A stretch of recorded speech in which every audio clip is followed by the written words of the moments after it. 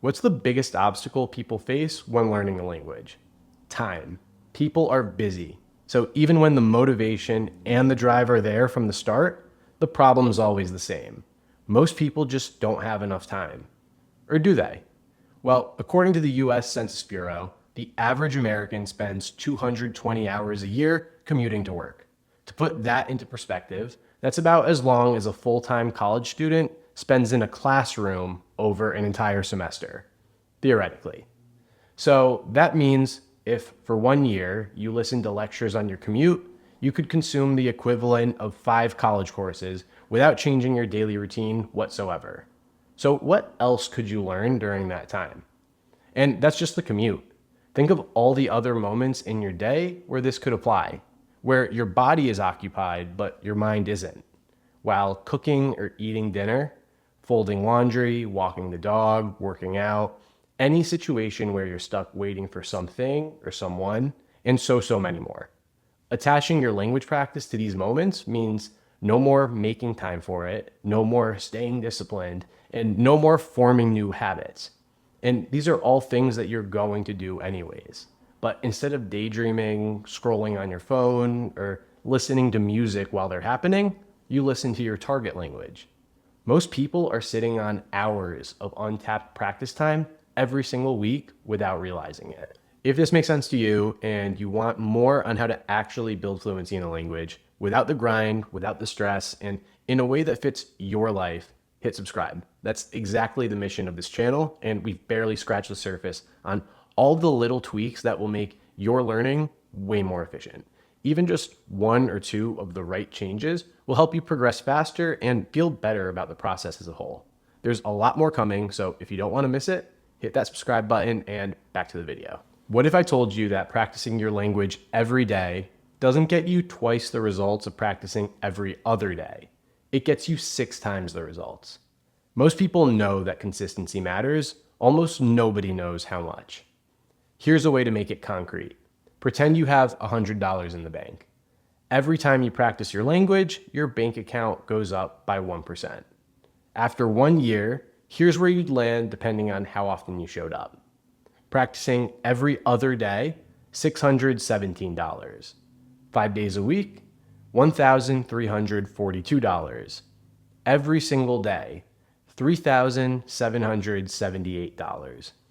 Your language skills compound exactly the same way. Now, I'm not saying you get exactly 1% better every day. There aren't physical numbers to look at as clearly as the money. But this is the movement. The more consistently you show up, the more your progress multiplies, not just adds. And what I really want you to notice is that going from every other day to every single day, so practicing twice as much, doesn't get you twice the growth. It gets you more than 6 times the growth. Consistency doesn't just add to your progress, it multiplies it. A lot of language teachers talk about how much input you need to consume when learning a language, but that's only half the story. Most people hear that and instinctively go out and make a massive list of content to work through, but that's actually one of the biggest mistakes you can make. Here's why. Think about what's actually happening in your brain the first time you listen to something in your target language. Your brain is fighting for its life just to follow the general idea. What's happening? What's the topic? What's the overall meaning? It's using almost all of its processing power on the big picture. The finer details, specific words, pronunciation patterns, natural patterns, don't even have room to register yet. They're just passing through. But on your second listen, the general idea is already familiar. So now your brain has the bandwidth to start noticing individual sentences. By the 5th or 6th listen, specific words and phrases start jumping out that didn't consciously register before. By the 10th, you're catching subtle things. The way a word is pronounced, a natural expression you'd never find in a textbook. Your brain isn't just replaying the same content. It's unlocking a new layer every single time. I felt this firsthand in every language I've learned. I'll be on my 15th or 20th listen of the same audio, and suddenly a phrase will hit me like I'm hearing it for the very first time. And for a split second, I think, how'd I miss that? I've listened to this 20 times. And when I first started, I actually thought it was a sign that I wasn't paying enough attention in my earlier listens and would get discouraged. But that's exactly the point. My brain wasn't ready for it until now. It was working through the layers in order, and that phrase was just the next one to unlock. We're talking 20 to 30 listens of the same piece of content. I know that sounds like a lot, but think about all the things you've heard repeatedly over the years that you've memorized by heart without ever trying. Song lyrics, movie quotes, stories from your family and friends. Memorizing them didn't take any discipline. That's just what happens when your brain gets enough exposure to something. And that's how we want your brain to react when it hears words and phrases in your target language. So the goal isn't to consume as much different content as possible. It's to deeply absorb a smaller amount of good quality content. Because every time you skip to something new before you fully absorbed what you have, you're leaving most of the value on the table. Most people who are serious about learning a language don't quit because they lose interest or motivation. They quit because they lose their streak. One missed day turns into two turns into a week, and the next thing they know, the momentum's gone. And getting back on track can feel overwhelming. It happens faster than you'd think, and it all starts from that first missed day.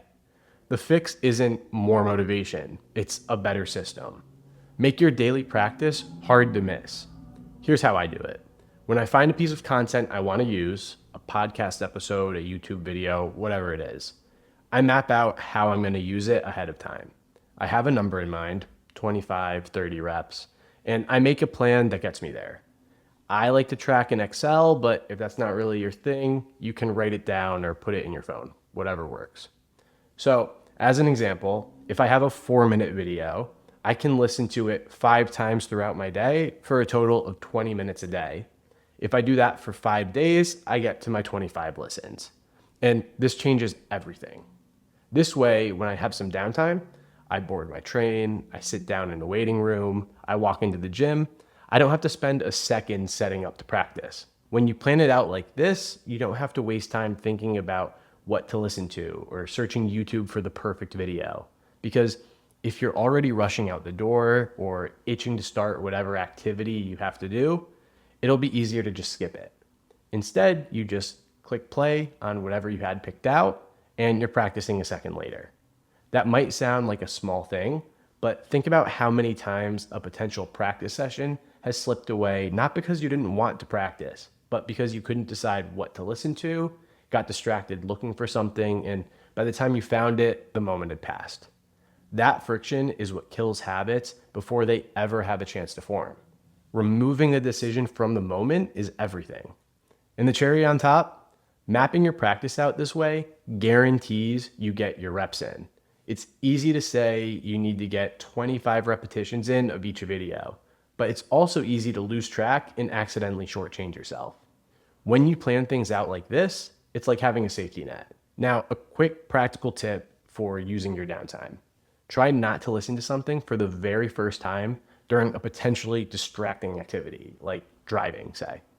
Your first listen deserves your full attention, listening and reading subtitles. That's when your brain is doing its heaviest processing, and you want to give it the best shot at following the content. By the 4th or 5th listen, if you zone out for a second, you can still recover because you already know the material well. But in those first few listens, losing focus can totally derail you.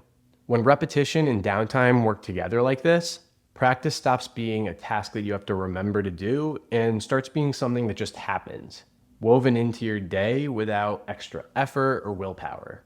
That's the system, and once it clicks, it's hard to fall off. So here's the question you're probably asking by now. Is more reps always better? If 25 listens is good, is 50 better? Is 100 even better than that?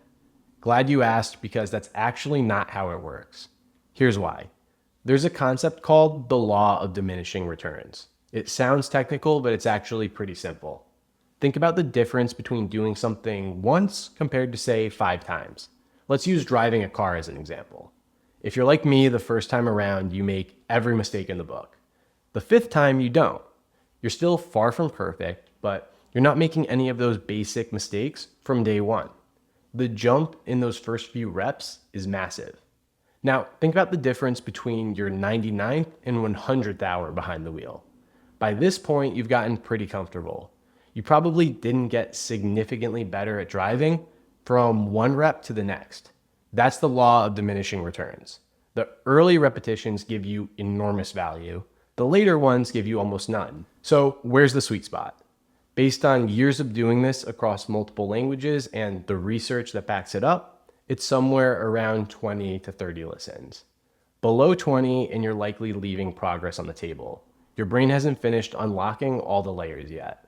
But above 30 and your time is probably better spent moving on to something new. That's the full picture. Volume, consistency, repetition, and knowing when to move on.